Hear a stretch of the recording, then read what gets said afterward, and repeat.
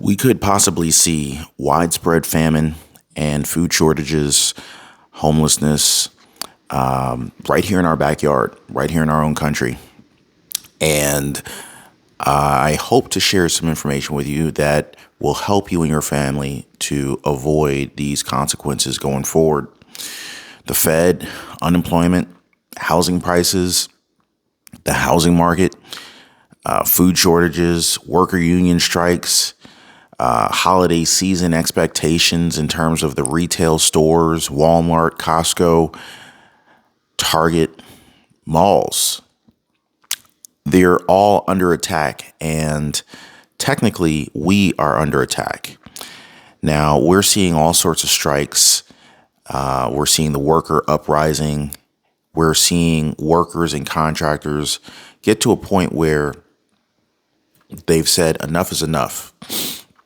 Large corporations have made billions and billions of dollars off the backs of workers, and workers are literally drawing a line in the sand and saying, no, we're not going to continue to be abused. And this is what we saw with the railroad strike. We saw this with the railroad strike.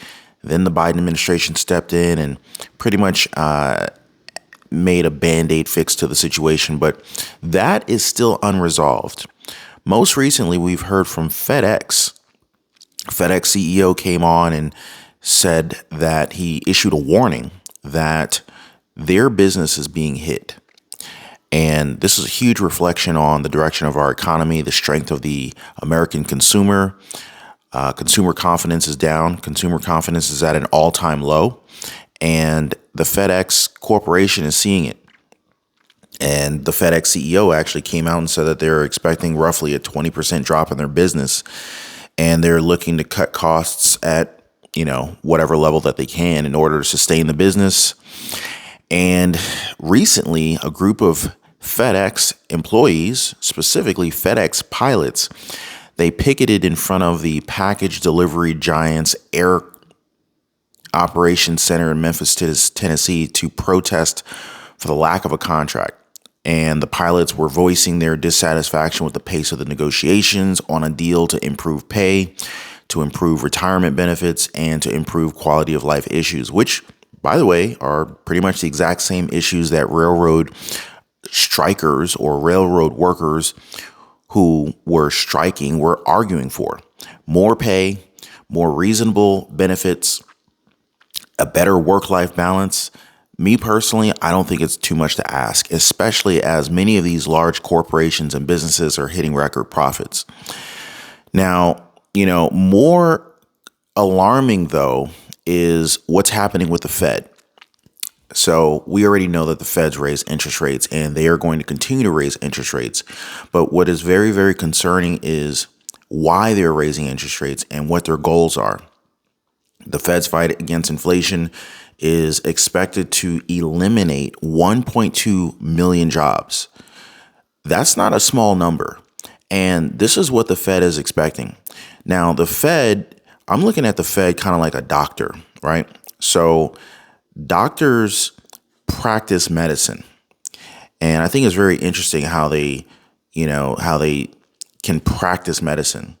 Like if you took your vehicle in for maintenance, and let's say you needed new brakes. Now, brakes are rather important on your car, wouldn't you say? Would you drop your car off to a mechanic who said that they're going to practice on your brakes?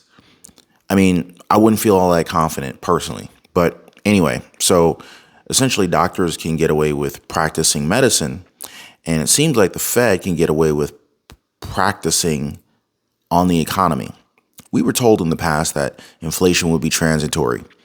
We were told that the Fed would have to raise interest rates a little bit and they'll be able to pull back inflation. Well, if you've noticed, the Fed is not getting the outcome. The Fed is not getting the result that they're looking for. And so they're having to become more and more aggressive with these interest rate hikes. And so effectively, I'm not convinced that the Fed really knows what buttons to push and how much and with how much frequency they should be pressed in order to get the outcome that they're looking for. And this is going to harm the American people. This is going to put millions of people out of jobs. And this is going to cause a number, potentially, I don't even want to put a number on it, but it's going to cause a lot of people to lose their homes. And this is what the scary part is. The Fed is just playing with the American people. Personally, I'm convinced that the goal is to eliminate the middle class. The middle class is at significant risk today, especially heading into a recession, especially as the average middle class homeowner, the average middle class American, whether you're a homeowner or a renter, is up to their eyeballs in credit card debt. Visa, MasterCard, American Express. You're up to many Americans, not everyone, but many Americans are up to their eyeballs in credit card debt. And the reason is because they can't pay it off. They're making minimum payments. They're unable to get by without leveraging a credit card just to cover necessities and basic expenses. And this is very scary because with so many Americans right now on the verge of, just one paycheck away from homelessness, 1.2 million jobs are expected to be eliminated by either directly or indirect results of the Fed's actions. Now, if we take into consideration the fact that the average Americans live in paycheck to paycheck, can they really afford to lose their job? And then how long after that would the average American be out on the street without shelter, living in their cars? This could get bad, and it could get bad really quickly on a very broad scale. So, and they're saying that in efforts to bring down historic inflation and cool the economy, the Federal Reserve has used multiple euphemisms to describe the potential impact on American jobs. And they've called it as economic pain, unfortunate costs, softening of labor market conditions. We've all heard these terms before, but the actual reality is that the American people are about to experience pain in a real and literal sense. And the Fed's economic projections released Wednesday alongside a massive third consecutive interest rate hike of 75 basis points shows that the central bank is expecting the nation's unemployment rate to grow to 4.4% next year, which is up from August of last month's unemployment rate of 3.7%. Assuming no change in the labor force, this would mean about 1.2 million Americans would be newly out of work. So the question is, well, what are they trying to do here? Well, they're trying to bring down housing prices because there's a housing affordability problem, right? Okay. Well, so you bring down housing prices by raising interest rates. Okay. That was their plan initially. Well, we really haven't seen any significant decline in housing prices. In fact, in many areas, housing prices are flat. They're not going up anymore. But that's not the type of correction that the Fed's looking for. The Fed's looking to bring down asset prices. They're looking to bring down the price of houses. And even though we've just crossed the threshold of 7% mortgage rates, housing prices are still not technically down. They're still up. And so it looks like the Fed is trying to eliminate the incomes of Americans by almost forcing unemployment rates to go up, forcing job losses, and potentially, and Kevin covered this in a video yesterday, potentially forcing Americans out of their jobs, knowing that most Americans are living paycheck to paycheck. Just kind of like push them over the edge just enough so that they can't make their mortgage payments, so that they're kicked out of their homes. And these hardworking Americans are literally put into a situation where they're being foreclosed on their homes. And potentially, if enough foreclosures hit the market, this could increase the supply. Because remember, there's a housing shortage. There's a housing supply shortage.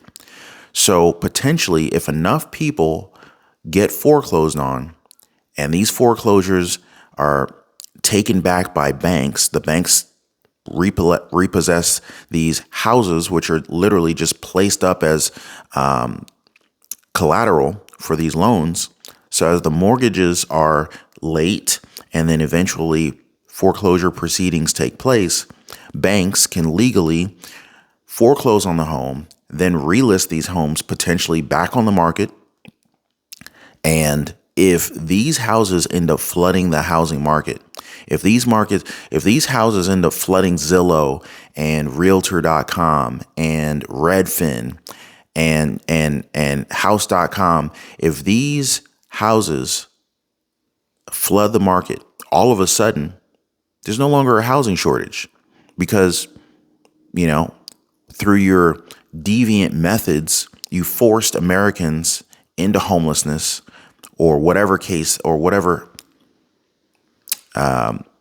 housing or shelter state that an American might find themselves in that's been foreclosed on. Technically, there's no longer a housing shortage. And so this could forcefully drive prices down. However, there's another problem. Problem is interest rates are so high. So interest rates are at 7%, even if you have great credit. So, and I'm not going to say most people, a lot of people don't have great credit. So unless you have great credit, you're not even really going to be able to get a prime rate of, say, 7% now. And the scary part is that interest rates are so high that even if you wanted to, say, downsize on your house, let's say you live in a $500,000 house and you have a current interest rate of, 3%. Well, if you were to downsize your house, if you downsize to, say, $350,000 house, that's a $150,000 less expensive house. Well, guess what? Interest rates are so high that even if you downsize to a $150,000 house, you're going to pay about the same amount in your mortgage payment on the new 7% loan. So it's almost forcing Americans into poverty, because to go from roughly $500,000 house, and I don't have a calculator with me right now, but to go from a $500,000 house at, say, 3% interest, in order to save money by downsizing, you would have to probably drop down to maybe a $200,000 house to maybe save a couple $100 a month. So you would have to make a drastic home price reduction in purchase. So you'd literally have to move out of a $500K house and move into something that is 60 to 70% less expensive just to get your mortgage payment to start moving down. This is the magnitude of the impact that these interest rates are having. And this is putting Americans in an unbelievable bind here. And so what is this going to do? This could do a number of different things. Number one, it could force a number of different people to, collectively move in together. Multiple families will live in one house. Multiple families will live in one apartment. And this is not new to a lot of families, but we could see a greater percentage of Americans finding themselves in this type of situation. Another thing that we could see is a massive spike in rental demand. If you lose your house, then you're forced to rent. So then that becomes a problem. But if you lose your house, chances are your credit is going to be destroyed. This is going to be likely reported to TransUnion, to Equifax, to Experian. So your credit's going to be destroyed. So now, not only are you going to be potentially, Americans may find themselves being foreclosed on. Now, these Americans in this situation with poor credit will have a very difficult time even getting the ability to be approved to rent. So this is literally forcing Americans into poverty, because the rental standards, the rental criteria of apartments and landlords, they're going to see this person couldn't pay their mortgage on time. And they're going to see this person as high risk. This is going to be reported to the credit bureaus.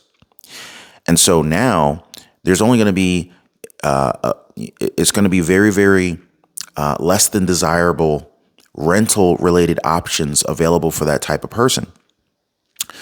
And the person's not bad. They just found themselves in a rough situation. And if this happens on a wide scale, we could potentially see a massive spike in demand for the types of rentals that will take low credit to bad credit applicants. And so this actually makes low income housing or affordable housing far less affordable when all of a sudden there's a tremendous amount of people entering that market because they can't get approved for any type of housing. So this creates another new housing problem. Maybe not necessarily housing in the traditional sense, but this creates a brand new housing problem. And it creates a problem from the bottom up. And the other thing is food shortages. We're talking about food shortages, right? Well, look how expensive housing is becoming as a result of these decisions that the Fed is making, as a result of inflation. And, we're not going to see, I'm not going to say what we're not going to see. We may not see food shortages in the sense of empty shelves or, there's no food to purchase. But we may see situations where there is plenty of food to purchase, but the average American just can't afford to buy it. So, this is what I'm seeing. I wanted to share this information with you guys. But the question is, what are you and your family doing to prepare? And I've been in similar, I won't say I've been in similar situations. I've been through recessions in the past, and the best defense for recession for families is to increase their incomes, period and point blank. Increase their incomes, reduce their expenses, and do this before there's an impact. Do this before there's job loss. Do this before you're unemployed. Do this before you're evicted or even on the verge of being evicted. Do this before mortgage payments are missed. Handle this business now. Handle it for your family. Multiple streams of income, multiple bank accounts. Gotta watch the banks. Cash on hand. And I'm probably gonna create a separate video on how to actually prepare and diversify your income and diversify your investments, diversify your savings, and have an emergency financial strategy to execute so that you and your family are prepared. So, but yeah, I'm going to share that in a future video. Drop me some comments down below. Let me know what you guys are seeing. Let me know what you guys are thinking. I hope this video was of value to you and your family. You guys be safe and take care.